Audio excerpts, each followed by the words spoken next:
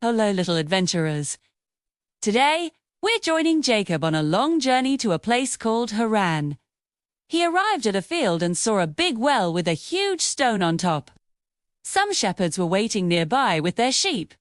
Jacob asked them, "Hello, do you know a man named Laban?" They replied, "Yes, we do." And look, here comes his daughter, Rachel, with his sheep. When Jacob saw the beautiful shepherdess Rachel, his heart went thump-thumped. He was so strong. He rolled the heavy stone away all by himself and watered her father's sheep. He then told Rachel he was her cousin. Rachel was so excited she ran to tell her dad, Laban. Laban welcomed Jacob with big hugs and invited him to stay. Jacob loved Rachel so much he agreed to work for Laban for 7 whole years to marry her. Those 7 years felt like just a few days because his love was so strong. But on the wedding night, Laban played a trick. He gave Jacob his older daughter Leah instead of Rachel. Jacob was so surprised.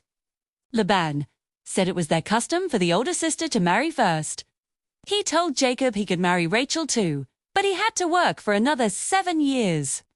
Jacob agreed because he loved Rachel so much. Over the years, Jacob, Leah, and Rachel had many children who would become the leaders of the 12 tribes of Israel. God blessed Jacob, even though Laban kept trying to trick him with his wages. Jetu's flocks of sheep and goats grew bigger and stronger. God was always watching over Jacob. After 20 long years, God told Jacob it was time to go back home. So, Jacob gathered his family and all his animals and secretly left. But Laban was not happy. He chased after Jacob. When he finally caught up, God came to Laban in a dream and told him not to harm Jacob. And Laban talked about their problems. Jacob explained how he had worked honestly for 20 years, and Laban finally understood.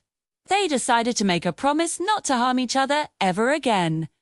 They built a pile of stones as a reminder of their promise. They said their goodbyes, and Jacob and his family continued their journey home, with God watching over them all the way.